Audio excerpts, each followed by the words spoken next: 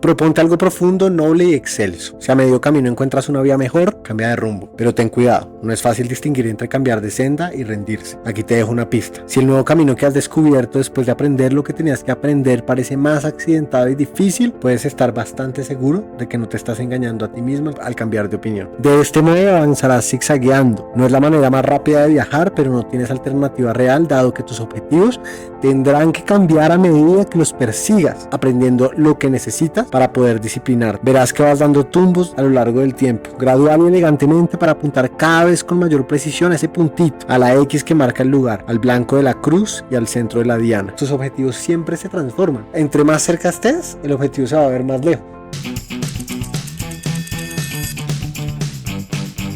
Aún somos del 16. Bueno, capítulo 2, tercera temporada. Hoy con un gran invitado, Sebas Caro. Ahorita nos vas a echar el cuento de quién es Sebas Caro. Pero para nosotros un gusto poder compartir y que nos hayas aceptado este espacio, Sebas. Hoy tenemos un ausente. Está en el colegio, entonces hoy no está con nosotros Eva. Desafortunadamente no nos puede acompañar. Eva es mi perrita. Y ella es la invitada que siempre acompaña. Es como el punto de anclaje de los invitados. Se les clava ahí y no se mueve. Haber sabido hubiera traído a Bambina para que te destruya el apartamento. No, no, tranquilo. Eva es una cosita así de grande. Entonces, Sebas, es un gusto tenerte acá. Con Sebas, yo creo que hemos tenido la oportunidad de conocernos en varias etapas en la vida desde hace ya unos añitos. Y por eso pensé mucho en ti para seguir toda esta conversación que hemos empezado a traer desde la segunda temporada y en especial en el primer capítulo de esta con Juan Manuel Solórzano, que también conocido en común. Entonces, Sebas, emprendedor nato, o sea, pura raza, ADN de emprendedor o no. Literalmente. ¿Quién es Sebas?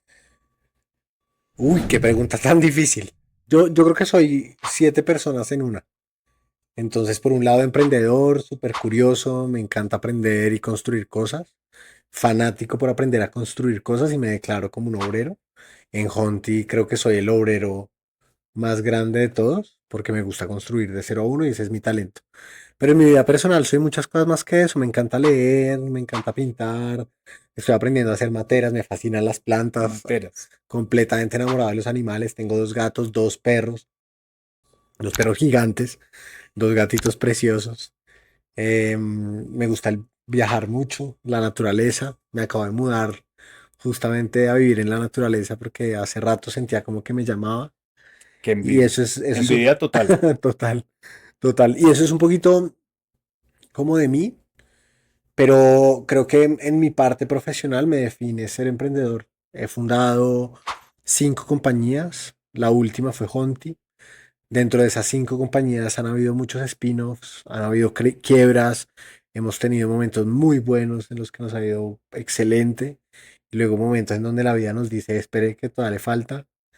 Y yo creo que eso nos ha llevado un poquito a construir Honti. Honti lo fundé hace 4 años, 2021, 5 años ya, el tiempo vuela. Yo creo que ahí fue donde nos conocimos nosotros por Ahí primera fue donde nos vez, conocimos. naciendo Jonte. Cuando Honti estaban haciendo, tú me aceptaste una llamada para echarte la idea. Y me ayudaste a rebotar y al final intentamos hacer algo juntos, no funcionó, como que no se dio nada. Y la vida después nos volvió a conectar, pero Jonte ha sido yo creo que el último capítulo de mi vida profesionalmente hablando, que más nos ha formado, a mí, a mis socios, a todo el equipo, porque nos ha mostrado un poquito de todo. Me mostró la primera etapa de un emprendimiento cuando está empezando, es muy dura, porque tú eres el todero y estás construyendo y estás pegando papel y empujando papel. Luego cuando ya escalas, me volvió muy humilde porque Honti pasó de tener 0 empleados a tener 200 empleados en 18 meses. Y claramente yo nunca estuve listo para ese crecimiento. Oh, wow. Luego nos quebramos en Honti, entonces pasamos de 200 empleados a 15. Hicimos un pivot supremamente agresivo, que ahí fue cuando nos conocimos, por allá en 2022. Hicimos un pivot muy agresivo que terminó construyendo el Honti de hoy. Y yo creo que se sube y baja durante los últimos 15 años de mi vida que he estado emprendiendo, me han hecho lo que soy a nivel profesional. Yo me voy a echar para atrás con algo.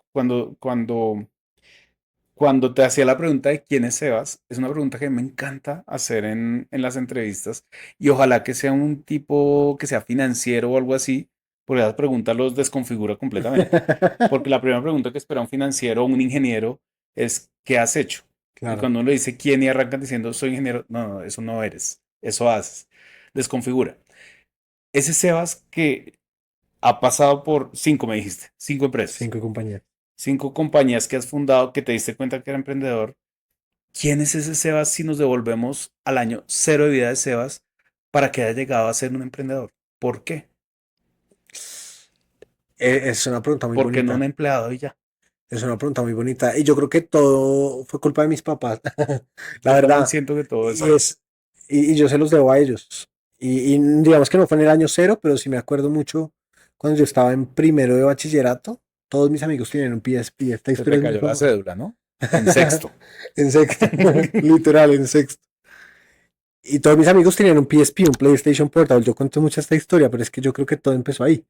Yo llegué y le dije a mi mamá, mami, yo quiero un PlayStation Portable también. Salgo al recreo y soy el único que no está jugando. Mis amigos ya tienen todos uno. Cómprame uno. Y mamá me dijo, perfecto, listo, este fin de semana vamos y lo compramos. Y me llevó ese fin de semana al costo de las 170. Nunca se me va a olvidar. Mm, Avenida Boyacá con 170 en Bogotá, Colombia, para los que nos escuchan desde afuera. Es como un supermercado gigante y adentro hay un Catronics, que es una tienda de electrodomésticos. Y entonces me llevó a ver el PSP, allá lo cotizamos, costaba 1.200.000, nunca se me va a olvidar, costaba 1.200.000 en Debemos esa estar época, hablando de hace 15 años. 2006, Ok. 2006, 2005, 2006, hace Veinte 20 añitos. años, Ish, ya hace 20 años, Parece que se te cayó la cédula, pero bueno. imagínate eso. Y entonces mi mamá me llevó a verlo tan y me dijo, bueno, acompáñame a hacer mercado y volvemos. Entonces yo estaba emocionado, vamos a comprar mi PSP, fuimos a hacer mercado y llegamos a una zona en Alcosto en donde vendían dulces. Y mi mamá me compra una caja de dulces y me dice, vamos a hacer un trato. Si tú vendes esta caja de dulces, necesitas vender 35 cajas para conseguir la mitad del PSP. Cuando te consigas la mitad, trabajando y te lo ganes, yo te pongo la otra mitad. Y ahí nació todo. Al final nunca me compré un PSP.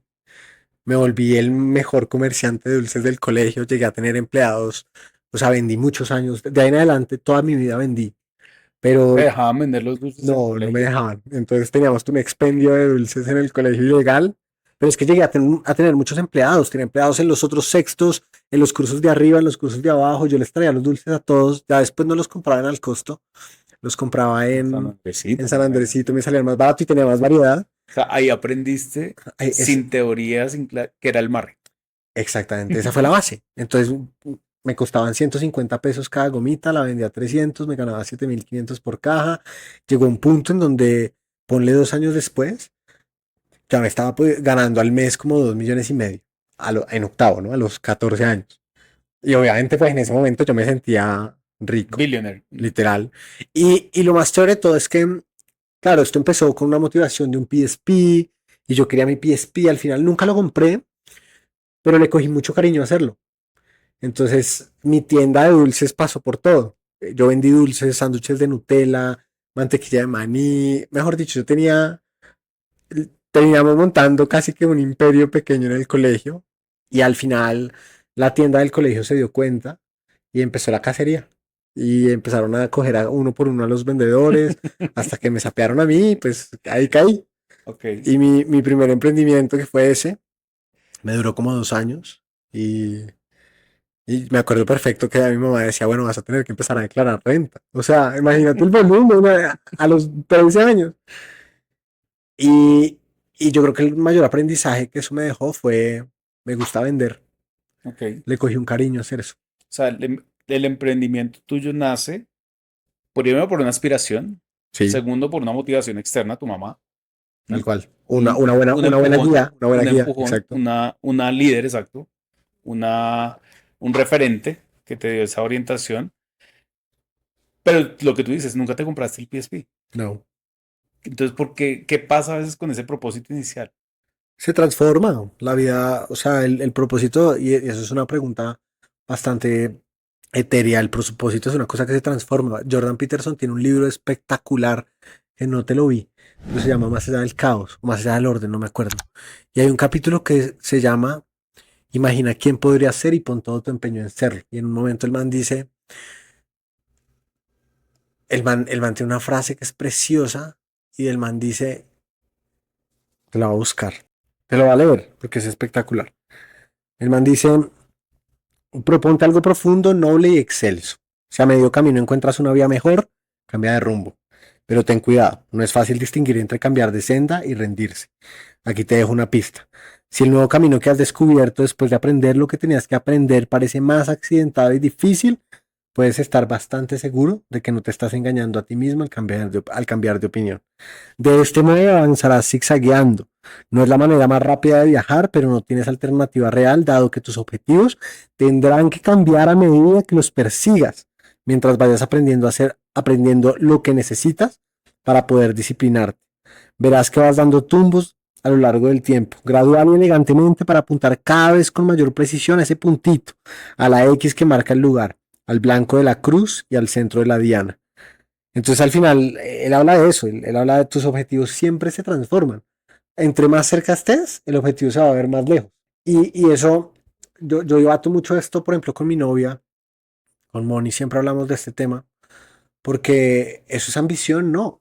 La vida, imagínate uno alcanzar su propósito a los 14 años. Y lo hemos hablado en este Entonces, podcast. ¿Qué hago? ¿Me suicido al día siguiente o entonces qué? ¿qué haces, güey? Ujú. Ya compraste el PSP. El propósito es una vaina que se transforma. Y en este caso fue una motivación muy bonita para empezar algo que si lo miro hoy, 20 años después, digo, mira las relaciones de causa-efecto. Empecé vendiendo dulces, de vender dulces. Gracias a eso hice mis primeros amigos en la universidad. Esa historia te la cuento ahora. Después monté mi primer negocio que fue la floristería. Ujú. Y todo porque una cosa un PSP me llevó a aprender a vender me mostró que me gustaba, me hizo hacer amigos gracias a eso. Hacer amigos me hizo montar un negocio y otro y otro y otro. Y 20 años después tienes Honti, una compañía espectacular que da empleo, que opera en 16 países, que hemos captado la atención de los inversionistas más grandes de Silicon Valley, que nos han invertido casi 10 millones de dólares, 11 millones de dólares para ser exacto, a un pelado que vendía dulces Es una en berraquera. el colegio. Y ese primer momento que fue tu mamá y que tú dices que empezaste a crear una red, que también lo hablamos en algún capítulo, la importancia de crear una red que esté al lado tuyo, debe traducirse en ahorita en esos socios que te están acompañando en este sueño. ¿Ellos de dónde salieron? ¿Cuántos son y de dónde salieron? Somos tres socios, Valentina, que es literalmente nuestra madre, una persona brillante y piensa muy diferente a Santi y a mí. Entonces es como un opuesto en ideales, en opiniones, en maneras de ver la vida. Y Santi, que piensa muy parecido a mí, pero es tal vez la mente brillante detrás de Honda. Entonces somos un equipo en donde Vale maneja toda la operación, yo manejo todas las ventas y todo lo que es de afuera, y Santi maneja el producto. Nuestro producto es un producto muy complejo, es un algoritmo de inteligencia artificial, es un producto muy complejo y Santi es quien organiza toda la arquitectura de que ese producto se desarrolle, funcione y resuelva las necesidades de clientes. Ese equipo nació porque en otra vida, en otra empresa que tuve, me conocí a Santi con un cliente. Y Santi y yo tuvimos tanta química que muy rápidamente empezamos a montar cosas juntos. Él y yo montamos una empresa que se llamaba Dataflix y le empezamos a ayudar a muchas marcas a vender por internet en el 2018, hace ya Mm. tiempito, 8 años. Y esa fue, digamos que esa compañía llegó a tener como 60 empleados, fue muy chiquita, pero éramos muy pequeños también. Yo tendría que 24 años en ese momento, Santi tendría 20, Ok. 20 21. Yo le llevo 3 años a Santi. Santi tendría 21. Pero fue una compañía en la que aprendimos también mucho. Aprendimos a liderar, a contratar, cometimos errores. También nos quebramos en esa empresa, en la pandemia nos quebramos. Em, y por allá en un momento decisivo, cuando nace Honti, Honti nació en la quiebra de Dataflix, Ok. porque llega la pandemia, nos encierran, no teníamos caja, no sabíamos manejar la caja de la compañía, entonces nos gastábamos todo. Em, y, y nos vamos a buscar trabajo. Santi se va para BCG, mi hermano, que también era socio de esa empresa, se fue a Boston a hacer un MBA y pues yo me quedé diciendo, ¿qué hago? ¿Consigo trabajo? Y por allá en una conversación Santi me dice, pues busque trabajo y volvamos a emprender en 2 años. Y eso hice. Y Jonti nace en ese momento porque con unos amigos, otros amigos, en una reunión, me empiezan a contar que ellos también están buscando trabajo y que les ha costado mucho, que es muy difícil. Y a mí me sorprende porque todos nosotros conseguimos trabajo muy rápido. Y habíamos nacido, o sea, partíamos del mismo lugar. Todos mis amigos con los que te estoy hablando, Ujú. éramos del Cervantes, del mismo colegio, un colegio normal. Yo no era más inteligente que ninguno de ellos, pero a mí me estaba yendo mucho mejor en la vida que a ellos. Y ellos me decían, conseguir trabajo es muy difícil. Entonces yo como que me obsesioné con ese dolor y dije, venga, ¿y qué pasa si yo les ayudo a conseguir trabajo? Y ahí nació Honti. 2020, de diciembre del 2020, le ayudaba al candidato a buscar trabajo. Ok. Hoy es muy distinto a eso, pero la primera versión de Honti le ayuda al candidato a buscar trabajo. Y en ese momento Honti era diferencial de otras compañías que hacían lo mismo. Completamente porque todas las empresas le cobraban a la empresa, eran B2B, ninguna le cobraba al candidato y los incentivos nunca estaban dados con el candidato. Entonces el diferencial es que nos inventamos un modelo que era Honti te ayuda a buscar trabajo y tú solo pagas cuando te contrata. Ok. Entonces, claro, era un modelo con todos los incentivos para que si el candidato no conseguía, pues no buscaba trabajo. Perdón, no nos pagaba un peso. Pero tú ya metías tecnología ahí o esto era un poquito distinto. En ese momento, no, pues, el primer MVP fue un Excel. Con ese Excel le conseguimos empleo casi a 100 personas, pero Honti empezó a crecer a toda velocidad. Pero ahí lo que hacías era que cruzar No, yo ofertas con... entregaba, el candidato entraba, el candidato aplicaba. Con lo que aplicaba nos daba mucha información, si hablaba Sí, inglés, si no, de qué área era, aspiración salarial, años de experiencia, mucha información chévere. Y lo que hacíamos es que conectábamos al candidato con un mentor. El mentor era un psicólogo que por lo general venía de trabajar en reclutamiento y el y a lo mejor psicólogo, estabas impuesto, tú le estabas dando puesto. claro, y el psicólogo lo que hacía era que te ayudaba a preparar al candidato para las entrevistas, mejorar el LinkedIn, mejorar la hoja de vida, Ajá. hacía simulacros de entrevista, le ayudaba a negociar el salario. Entonces, claro, el candidato lo que tenía era un equipo para buscar trabajo. Y esa vaina fue una belleza de negocio, un negocio espectacular. Pasamos de 0 a 4 millones de dólares en ventas en 18 meses. De 0 a 200 mentores en 18 meses, empleados en 18 meses. Los primeros 5 millones de dólares, 4 millones de dólares de Honti los levantamos para ese modelo, porque fue un modelo, era un modelo muy lindo. Sí, Nadie le ayuda al candidato, los outplacements que existen son B2B, entonces el de incentivo acuerdo. está alineado y el candidato igual pasa 7 meses desempleado buscando trabajo, es un dolor muy grande. Pero mientras fuimos construyendo ese modelo nos fuimos dando cuenta que no era tecnológico, era un mentor. Y a medida que escalábamos y tratábamos de meterle tecnología, le restábamos al servicio, la productividad del mentor no mejoraba, los placements por mentor tampoco mejoraban. Claro, ya tenías forzada la máquina también. Entonces, claro, cuando me acuerdo mucho, esto fue en noviembre del 2021, 2022, una junta directiva en México y nos toma nuestro inversionista más grande, nuestro mejor inversionista también, Pepe de Cometa, y nos dice, guys, ¿cómo le van a hacer 10x a este negocio? Ya estamos vendiendo 4 millones de dólares. Ahora, ¿cómo lo va a escalar a 40? Y pues contratar 2000 mentores como que no se veía lógico, ya la caja, todo estaba roto por dentro porque gestionar 200 personas por nómina es complejo, manejar los sistemas de incentivos, las comisiones, la calidad también se estaba afectando No, con la los operación ya se candidatos, estaba todo. poniendo demasiado Todo estaba compleja. roto y el negocio tenía otros problemas también estructurales. El candidato paga una vez. Tú consigues un trabajo y pagas un salario. Entonces no había recurrencia, entonces todos los meses empezabas en O cero. sea, tú tienes una fuerza comercial que todo el día está vendiendo en frío. Exactamente. Entonces, al final, ese negocio levantamos 4 millones de dólares. Los mejores fondos de inversión, FJ Labs, Cometa, Newtopia, Matters, que los mejores fondos de inversión de Silicon Valley, todos invirtieron en Honti. Y al final dijimos, este negocio no funciona, hay que cerrar. Claro. Y nos sobraba todavía como 1 millón de dólares por ese momento. Además, también nos tocó el boom de las tasas bajas, entonces había mucha liquidez, entonces uno iba a levantar plata y todo el mundo levantaba plata. Y cuando ya empezó a llegar este como invierno de las startups y las tasas subieron, entonces ya no había tanta liquidez y ya no había tanto apetito por este tipo de activos, pues se volvió muy difícil levantar y a nosotros nos quedaba con 1 millón de dólares. Nos volteamos a los inversionistas y les dijimos, les vamos a volver la plata. Pero entonces te va a hacer un break ahí para dos preguntas. Antes de que me sigas contando esta historia que está buenísima porque para allá vamos. La primera, esa decisión de decir hasta aquí fue. ¿Cómo se llega a tomar esa decisión? Porque la otra era sencillamente acabémonos ese $1.000.000 y después repartámonos los esferos que quedaron y ya. No, pero Pero ¿por qué hay un momento que uno dice, wow, ya no voy más? ¿Cómo fue ese proceso? Porque además era mucho lo que estás haciendo. Tenías toda una maquinaria gigante claro. detrás. ¿Cómo decir, ¿sabe qué? Paremos.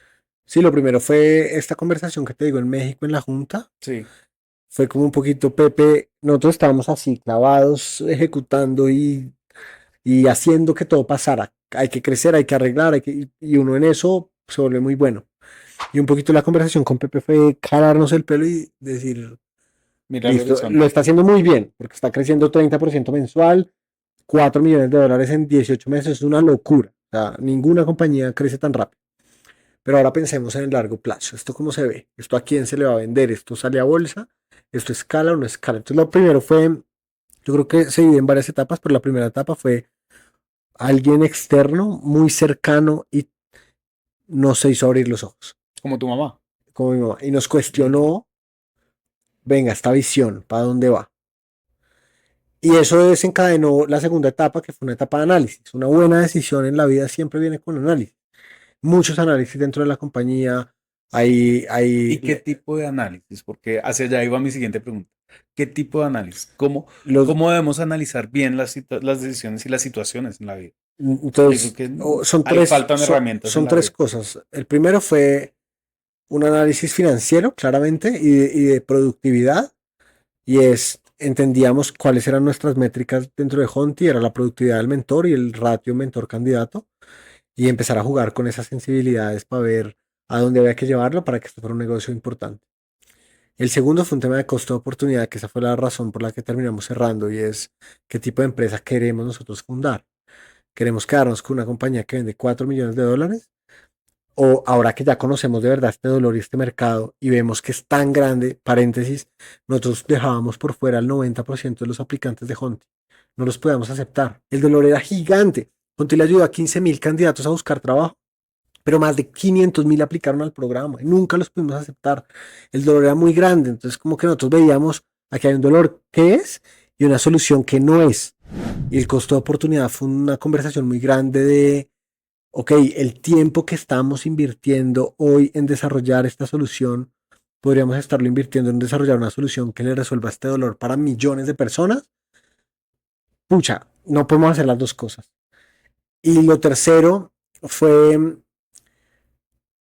intuición. Y yo creo que esta es la más difícil de explicar, pero yo me acuerdo cuando nosotros ya estábamos muy cerca de tomar la decisión. Me acuerdo conversaciones que teníamos entre los founders y yo solo les decía a Santi y a Vale, no me da miedo volver a empezar de cero. Ya levantamos $4 millones, ya aprendimos cómo se hace esto, podemos volverlo a hacer otra vez y lo vamos a hacer mejor. Entonces como que la intuición también apoyaba, servía mucho porque hablábamos con los fondos y los fondos, al final ellos están acostumbrados a que 9 de cada 10 compañías quiebran. Hay una que te devuelve el fondo entero. Entonces los fondos también, fue muy evidente durante un par de años que estábamos en el bucket de las empresas quebradas. Y todos apoyaban y todos ayudaban y todo, pero pues estábamos en el bucket de las empresas Sí, sí, quebradas. sí. Vinimos a salir de ese bucket del año pasado. Y fue algo que nos tocó también a nosotros aprender a las malas, como, pucha, es parte del proceso y también ellos tienen su costo de oportunidad y su tiempo va a estar mejor invertido en las compañías que van rompiéndola. Mm, Y si esta compañía va muy mal, está en un pivot, en 2 años sabremos si estos manes repuntan o se mueren. Honti logró repuntar y ahora una estadística bonita, el 70% de los unicornios en el mundo son pivots. Entonces, claro, hoy lo entendemos, porque hoy ya sabemos todo lo que no sabíamos entonces, pero en ese momento fue mucha incertidumbre y nos tocó confiar mucho en nosotros. Entonces yo creo que son esos tres análisis. El primero fue financiero y operativo, las métricas del negocio, entender para dónde vamos y a dónde queremos llegar y si eso nos lleva. El segundo fue un análisis de costo-oportunidad personal, en dónde estoy mejor invirtiendo mi tiempo. Y el tercero fue intuición, intuición, intuición, intuición. Sebas, uno se imaginaría que cuando pones el análisis financiero como prioridad, ¿m? Y me devuelvo a lo que te dice el primer comentario con los luces de que así aprendiste que era el margen, uno diría, este man debe haber estudiado finanzas o algo así. No. Y sorprende al público. ¿Qué Todo, estudiaste? todo lo que uno, o esto es muy personal, pero todo lo que uno necesita aprender en la vida, alguien más ya lo aprendió Sí, y escribió un libro de eso. Por eso yo estudié literatura. berraquero. Yo no estudié negocios, no estudié Debo finanzas, admitir que me sorprendí cuando ya leí un poco más de tu historia y todo eso. Yo, ¿cómo es que este man no es financiero? para nada, ¿Mm? para nada. Yo aprendo leyendo y construyendo, haciendo. Yo soy de aprender estrellándome. Em, no, yo aprendí a leer un PIG leyendo un PIG. Aprendí de finanzas haciendo finanzas, como un Porque, poquito de todo. porque creo que eso me ayuda a romper un poco el estereotipo, mucho del público que nosotros hemos tenido. Y uno de nuestros primeros capítulos en este podcast inclusive eran artistas. Y ellos decían, oiga, es que el artista no puede quedarse pensando en que construye arte, pinta arte, idea arte o lo que sea, o el literato se va a quedar pensando en que cuál es el estereotipo de lo que voy, de lo que estudié, para dónde voy, sino que uno tiene que aprender otras cosas que son complementarias. Y pareciera que todo ese conocimiento financiero para ti ha sido una, pues, pues creo que no hay duda que ha sido realmente fuente raíz de tu éxito. Total, total, total, total. O sea, en todo sentido, O sea, no se puede uno encasillar. para nada. Y yo creo que a mí, por ejemplo, la gente que me pregunta y literatura y arte, ¿por qué? Pues a mí se me ocurren mejores ideas que a mis socios porque soy más creativo. O sea, Pero lo aterrizas después claro, financiero. lo aterrizo porque uno al final desarrolla habilidades. El cerebro es plástico y uno desarrolla habilidades. Y a mí me encanta leer. Y con los años he aprendido a leer, a sintetizar lo que me gusta y a ponerlo en práctica. Y por eso estudié literatura, porque me gusta leer. Nunca pensé que eso me fuera a llevar a otra cosa. Me gusta leer, pero también me gusta vender. Y en la mezcla de esas cosas, de esas dos, he aprendido de todo. Y también he entendido, y esto sí, la vida me lo ha enseñado, es Continuará. uno solo no llega a ningún lado.